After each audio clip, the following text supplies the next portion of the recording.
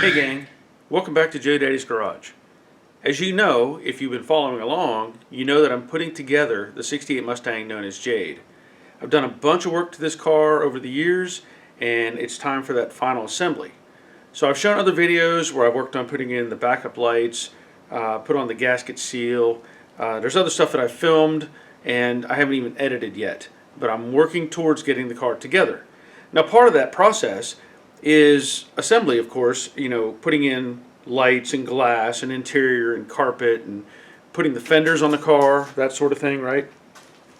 Well, what I've run into is an ongoing issue that I had from several months ago. If you remember, I had started off putting in the vintage air kit in this car. I probably did a video or two on that, and I never completed it. I never got it all done. The reason for that was, well, I had to experiment. I wanted to find out what I could use to connect the heater control. So let me point something out. When Robert was here, the Infernal Craftsman, you can check out his channel. When Robert was here, he helped me install the rest of the AC stuff and get the lines connected and put a charge on it, all that sort of thing. And we had actually put in place the heater control. Now this is of course, vintage air product.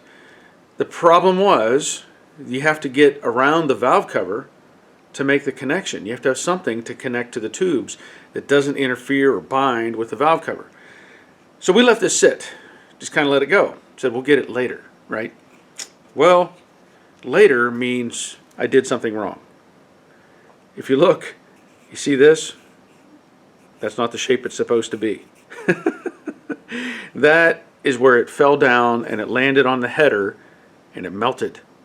So you can't use that. You can't, yeah, that's not good. So what I had to do, I went and I did some research and I found that Summit Racing, thankfully, actually has these in stock. So I have a brand new one to take care of it. It was 35 bucks. $35 mistake, but I have a new one. Okay, I'm going to show you what else I have in mind as I progress with this, because I need to get that in place, or I want to get that in place before I put the fender on the car. And also I've been working on putting in the tower braces, right? So all that stuff kind of overlaps and interacts, and I'd rather do it without the fenders on the car just so I'm not leaning on them or leaning over them. That's fresh paint. So let me show you the dilemma. So you'll see those are the two fittings for the heater core, and basically that lower one runs sort of into the back of the valve cover. So you need to get around that. Another thing you have to deal with, again, is the braces. So when you're putting this all together, consider that as part of your obstacle. So I have to get around the valve cover, under the brace, and then bring that forward. And I believe that lower one, I'll have to look at it. I think it connects to the tube on the intake manifold, and I think the upper one connects to the water pump. So I'll have to look at that in just a second, but make sure. So what I've done is I went sort of shopping. I went to Advanced Auto Parts, and I actually had created a little, well, form. I took some stiff wire and I said I need something this length that will address, that shape. So if I were to hold this in here, if I can get the camera in the right place, if I were to hold this in here, this gives me the idea of where I need to be on that tube, and then clearance underneath everything. And initially my mind was thinking, flat, just keep it straight. So what I did, again, I took that part, or took my little template to Advanced Auto Parts. They let me root around, and I was looking for stuff that had a shape that would be similar. So I found this hose, and it's got about the right length, but it's not the right angle. What do I mean by that? Well, if I lay this on here and then I stand this up, it indexes towards the carburetor. Now you could flex it, but I want to try to make it look appropriate. My camera died, so anyway, as I was saying on this one, that's not going to work. So we'll set that aside. This one, it has the right shape. At least I think it's the right shape, but it's just a little bit long. So I don't think that one is the one I need. Also, I noticed it has two different size openings. So that hole is larger than that hole. Now, what I did find is this piece. This is Daco 87679. This is really just about the right length. Pretty close. If I use this leg on the firewall, I think it's too short. I need it to come out a little further. This one is a bit longer, so if I cut this back there, it's going to work better. Now let me show you why I like this. Let me set the camera up better. What I like about this hose, again, I'd cut it off back here in this curve, get rid of the curve. But let's just start off this way. If I put it in and I go against the firewall, that actually kind of follows this. Why is that a good thing? Well, because I need a place to mount the module. And if I can connect everything so that this is then supported here underneath the strut, then I can bring the hose kind of around and back into the intake manifold. So I like that. It also helps avoid the top of the valve cover. It gets you away from it and kind of puts everything behind it. I'm just going to put this in the other way. The angle is the same, no matter which way you put it. But, well, in fact, let me put this on to show you. I'll just slip this end onto that, come underneath here, and essentially, I can get my hands in here, essentially you end up with it like that. So if I take this out of the way, now maybe you can see what I'm referring to.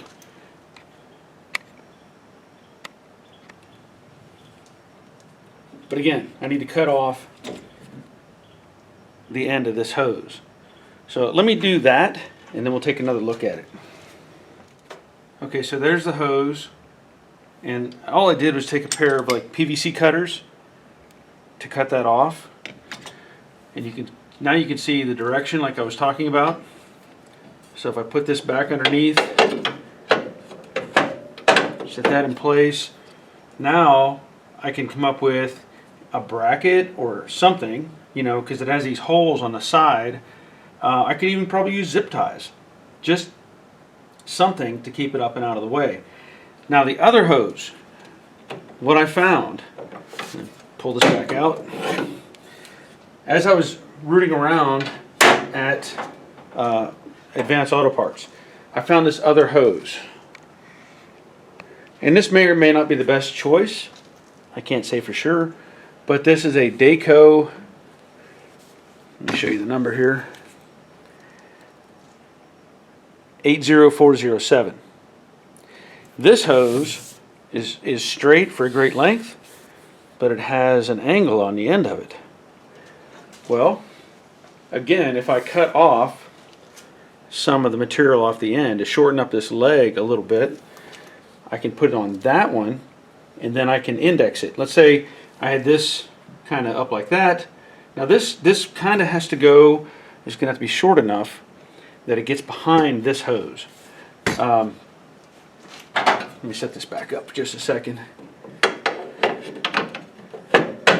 So if I had this hose on, and again I would have to shorten up just a little bit, then I can actually follow with these angles. I think I can follow the brace and come around to what would be the water pump. So that I think is a good choice. Now I'm not going to put this one on. The reason for that, I have a problem. I picked this hose up And as I was checking it, you always want to check this stuff before you actually put it on a car. I found a problem with the hose. Now, I don't know if this was like somebody had put it on something, but maybe you can see there's like wear indications in this hose, and it has a really weird feeling, like there's a lump over here. Something's wrong with this thing, and I really don't know. I don't trust it. I don't trust it. So I'm going to have to get another one of these, maybe from O'Reilly's or something, and then I will cut it down and make it fit. But I'll take this one back to Advance. I hope that that makes sense, because you got to find a way to get around this stuff. It's so confined up inside the engine bay. But that's what I'm going to go with, at least for now. And if I change my mind, well, I'll let you know what I do. So I have the lines loosely in place. The upper line, again, was at 80407. I cut off about 1.25 inches of material just to shorten up that leg and get it away from the valve cover a little more. And the other one, that part number, again, was 87679. And what I did on that one was I cut off this amount of material. Now, you can see it was starting to make the turn. So that's where I cut it off to where it was square. So now what I want to do is get the heater control actually in place, the strut brace and everything, and work my way forward to making the other connections. So there it is. Again, the lower one went to the intake manifold, the upper one goes to the water pump. So the hoses are barely interacting back there. Once I get the AC lines pushed down, because I have to put the brace back in and tie them down on that side, I think it's going to help a bit more. For the most part, this thing will actually float now. I thought I might have to tie it in to the brace, which I still might do, but it's in space, so maybe it'll work just fine. Okay, it's in place.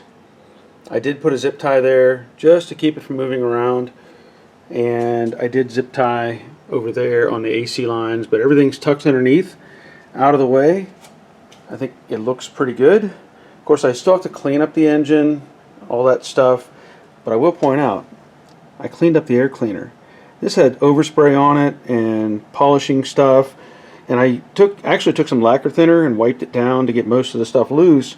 But then, as I mentioned before, I used this Quick Glow. This stuff did a great job. I mean, that's a pretty nice finish for just using paper towels. That's all I've used. Well, that's another check mark off the list. As I'm going forward and putting the car together, as I said, there's a sequence to this. So now I think I can go ahead and put the fenders on, which is a big deal.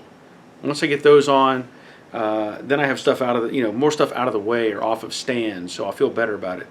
I will be working on putting the headliner in the car. I already have it outside in the sun, trying to soften it up. I still need to prep the inside, pull the rods loose, pull the visors out, anything that's in the way, and start putting it in the car. So I look forward to sharing that video with you soon. There will be other videos on the car, as I make more progress and continue to make the assembly happen.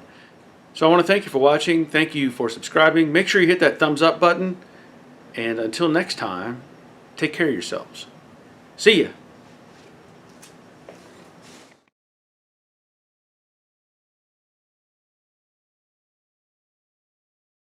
Those hoses, I think they're just about perfect for what I'm doing. So anyway, take that if you like that. So maybe that'll help you, no.